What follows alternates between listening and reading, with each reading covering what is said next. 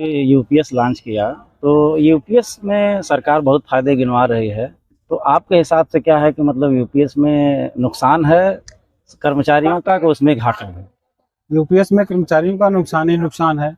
सरकार सोची कि हम शिक्षक कर्मचारी अधिकारियों को आंकड़े के खेल में उलझा देंगे कि अंतिम वेतन का 50% दे देंगे तो सब वाह वाह करने लगेंगे।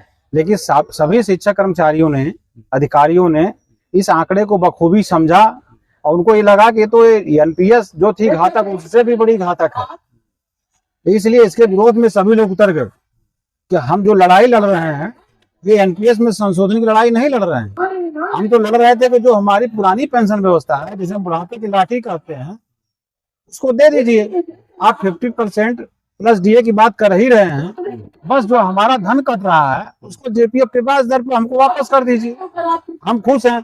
आप अपना 18.5% लगाइए, चाहे 25%, चाहे 30% दे दीजिए कंपनियों को, उससे हमको नहीं लेना देना। लेकिन जो हमारा पैसा कट रहा है उसको आप हमें दे दीजिए, ब्याज सहित दे दीजिए, ताकि हमारा जब भी बुढ़ापे में रिटायरमेंट हो तो कम से कम कुछ धन हो। बेटी बेटा का शादी करना है, घर द्वार बनाना है, दूसरा और है क्या हम लोगों के पास।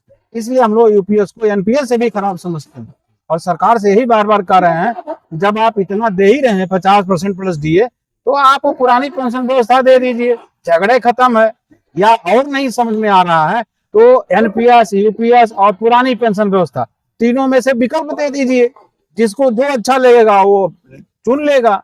बस यही शासन से अनुरोध है। जैसे अभी आपने कहा सर कि नहीं, ये एनपीएस से भी बेकार व्यवस्था यूपीएस है, तो मान लीजिए अगर सरकार ये कहे कि हम पुराने पेंशन नहीं देंगे और यूपीएस अगर आप नहीं लेना चाहते हैं तो एनपीएस में से ही एक विकल्प चुन लीजिए।